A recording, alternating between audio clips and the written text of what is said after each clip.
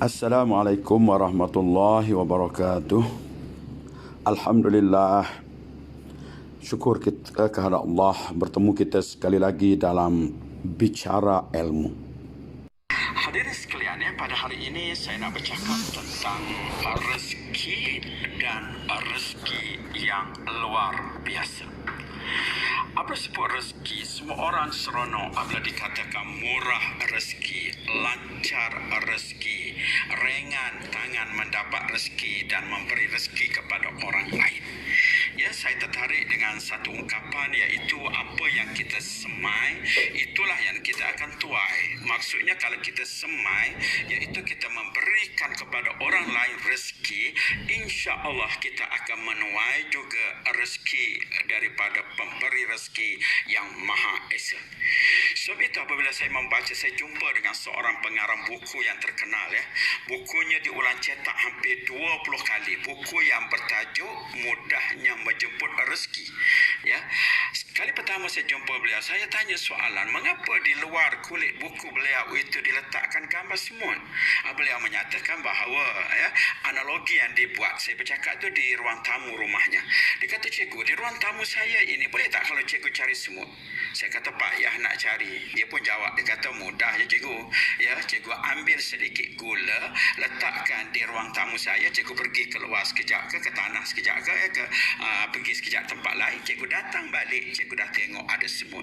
Oh, rupa-rupanya untuk dapatkan semut maka perlu pada umpan itu, iaitu gula. Begitulah analogi katanya, untuk kita menjemput rezeki daripada Allah Ta'ala, umpannya ialah sedekah. Jadi sedekah ini merupakan satu benda yang besar untuk menjemput rezeki. Seperti kita mengail, kalau umpannya kecil, mendapat ikan yang kecil. Umpannya gumpalan daging ikan selayan, mungkin kita akan dapat ikan kembung. Gumpalan daging ikan kembung ataupun ikan kembung yang segar-segar itu dia jadi umpan, mungkin akan dapat ikan tenggiri. Dan kalau gunakan ikan tenggiri sebagai umpan, mungkin dapat ikan jos agaknya. Contohnya, maknanya semakin besar kita memberi, maka semakin besarlah kita menerima. Mana mungkin benda yang biasa dapat benda yang luar biasa. Begitulah juga rezeki. Jadi dalam bulan Ramadan ini terutama sekali, dengan limpahan ganda, berlipat kali ganda, marilah kita menjadi orang yang mudah untuk memberikan rezeki kepada orang lain. Janji-janji dalam hadis, dalam Al-Quran dan sebagainya, bagaimana apabila kita memberikan rezeki untuk menjamu orang berbuka. Dalam hadis menyebutkan bahawa pahala yang didapatnya tak kurang sikit pun dapat kepada kita. Apatah lagi kita membantu orang miskin, orang yang kelaparan, orang yang sekarang ini dalam kesukaran. Ada sahabat-sahabat kita, jiran-jiran kita yang makan pagi, kais pagi makan pagi, kais petang makan petang. Mungkin dalam keadaan PKP ini rezekinya terputus dari segi untuk nak dapatkan biasa, maka kita yang memberikan sedikit sebanyak besar artinya. Itu dari segi rezeki. Yang saya nak sebutkan juga iaitu rezeki luar biasa. Rezeki luar biasa. Saya teringat kepada satu kisah dan saya baca dalam buku di Indonesia saja, seorang penarik beca. Beliau begitu tertarik untuk nak menyumbangkan, nak bersedekah, tapi duit dia tak banyak. Maka dia buat satu cara, dia syaratkan kepada diri dia. Dia kata, pada hari lain aku mengayuh beca, aku ambil upah tambang, tetapi cara aku nak berkongsi rezeki dengan orang lain, menyumbang pada orang lain ialah setiap hari Jumaat aku tidak akan ambil tambang. Maka pada pagi Jumaat tersebut naiklah seorang makcik ke becanya. Sampai di rumah dia bagi tahu bahawa dia hari Jumaat dia tak ambil tambang. Maka yang menyebabkan makcik ni setiap hari Jumaat dia tengok beca tu terus dia naik, dan sememangnya dia tak ambil tambang. Apa yang terjadi tuan-tuan sekalian, makcik ni rupanya keluarganya keluarga orang yang berada. Hampir setiap tahun dia menunaikan umrah, bawa keluarga menunaikan umrah.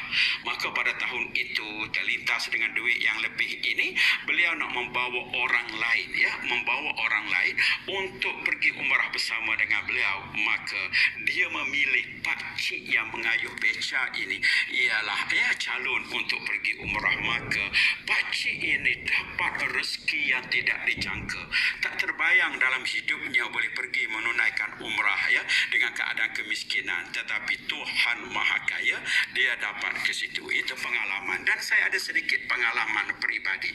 Betul, ya, benda-benda yang seumpama ini. Sewaktu saya dalam perjalanan nak pergi melontar, ya, waktu mengerjakan haji, ada seorang pakcik itu datang tanya saya. Dia kata, cikgu, ada coklat ke coklat? Dia nak gula-gula. Saya kata, mana pakcik ni nak pergi melontar minta gula-gula? Rupa-rupanya dia ni hypo, ya. Dia lupa makan ubat tadi dan dia dalam keadaan hypo, orang yang kecil manis ni. Maka saya pun cemas waktu itu nak cari mana gula-gula. Dalam keadaan saya sedang berfikir nak cari mana, tiba-tiba ada seorang orang Malaysia yang pakai ada bendera Malaysia di ihramnya. Maka tahu dia tanya, dia kata, tuan, dia tanya, cik tahu tak jalan ni? Jadi yang dia tanya tu saya tahu. Maka saya tunjukkan kepada beliau. Beliau berterima kasih kepada saya. Dia buka beg kecil, beg sandang dia hadiahkan gula-gula pada saya. Saya tengok gula-gula, saya pun minta dengan dia, tolong abang, minta tolong bang, minta lebih sikit. Saya pun bagi tahu sebab saya nak bagi pakcik tu. Saya pun bagilah pakcik tu, dan pakcik tu pun saya tolong sewaktu dia nak pergi melontar, tolong angkat bagnya. Apa yang terjadi, tuan-tuan, apabila balik, ya, lepas tunggu flight nak balik di hotel, saya masuk dalam biliknya. Dia duduk dengan isterinya saja. Dia orang berada. Dia beritahu kepada saya, cikgu, besar apa yang cikgu tolong saya. Saya kata, tolong apa? Bagi gula-gula. Tak apa cikgu, besar pada saya. Begini cikgu, bulan 3 ni cuti sekolah cikgu. Mari kita umrah sekali lagi cikgu. Saya kata, boleh lah, ada duit banyak. Tak apa cikgu. Cikgu mari, saya sponsor untuk cikgu. Masya Allah, dengan mensedekahkan gula-gula dapat tiket, dapat sponsor pergi umrah. Itu pun gula-gula orang lain, bukan gula-gula saya. Jadi yakinlah saya, rupa-rupanya betul, ya. Sebab itulah, ya, kalau kita nak dapatkan rezeki yang luar biasa ni, saya nak bagi tips sikit. Yang tadi yang pengalaman saya, dan saya nak bagi tips sikit. Waktu bulan Ramadan ini, kalau kita nak rezeki yang berlipat ganda lepas ini, ada satu tip yang saya nak berikan, iaitu tuan-tuan sekalian, kita tengok dalam akaun kita. Dalam akaun kita ada berapa ribu.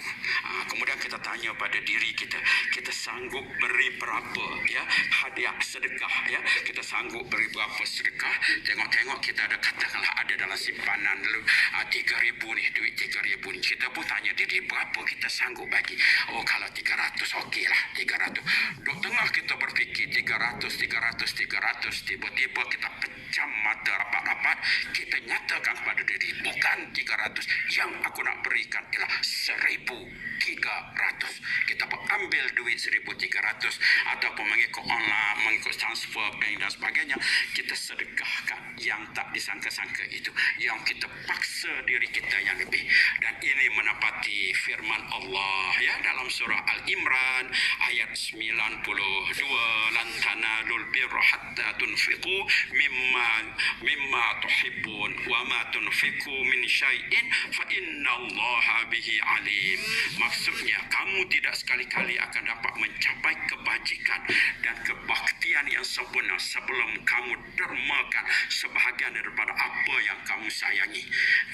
Dan sesuatu apa juga yang kamu dermakan, maka sebenarnya Allah mengetahuinya. Jadi sekarang ada satu tip di situ untuk kita dapatkan rezeki yang luar biasa, yang berlimpah ruah, insya-Allah, dengan cara kita bersedekah luar biasa. Salah satu sedekah luar biasa ialah kita beri lebih daripada yang kita sanggup cara biasa. Biar jadi ada satu perasaan sayang, tapi sanggup untuk kita berikan untuk merealisasikan ayat tadi. Dan begitulah, ya, biasa kita dengar juga ayat 1,000 dinar, wa may yattaqillaha yaj'al lahu makhraja, iaitu siapa yang bertakwa pada Allah. Yang silapnya orang kita ini dia tampalkan. Baguslah tampal gambar ayat itu. Yang silapnya juga menganggap membacanya mendapat rezeki. Tak ada masalah lah. Ya, boleh kita baca Al-Quran memanglah dapat pahala dan sebagainya. Tetapi kita harus faham maksud ayat tersebut di depannya wa may yattaqillaha ja'al lahu, iaitu siapa yang bertakwa kepada Allah. Itu kuncinya. Maknanya kita betul-betul bertakwa pada Allah, insya-Allah kita Tuhan buka jalan atau memberikan rezeki yang tidak terhingga kepada kita. Dan satu lagi, tuan-tuan sekalian, ya, saya perkenalkan satu istilah, iaitu namanya rezeki. Kalau tadi rezeki, kemudian rezeki luar biasa, satu lagi istilah rezeki organisasi. Rezeki organisasi ini maknanya kita berada di sekolah, satu organisasi. Kalau pakak-pakak menyumbang, pakak-pakak sedekah, pakak-pakak buat kebaikan, insya-Allah kita akan dapat orang lain pula datangkan rezeki kepada kita, ya. Mungkin kita dapat peruntukan daripada kerajaan untuk baiki sekolah kita.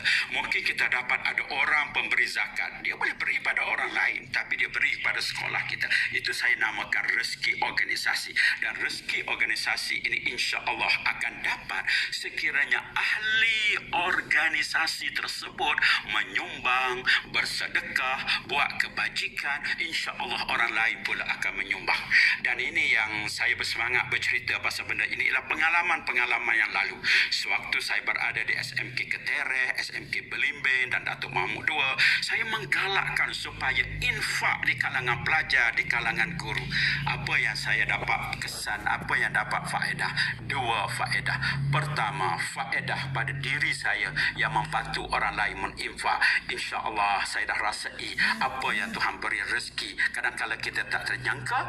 Dan yang kedua, kita dapat rezeki organisasi, menjadi organisasi tersebut murah rezeki, dan semua ini ialah kebaikan untuk kita sekalian. Maaf pada hari ini kalau saya berkongsi hal peribadi sedikit, ya bukan untuk meninggi diri, tapi untuk sebagai suatu semangat kepada kita dan sebagai lampiran pada hari ini.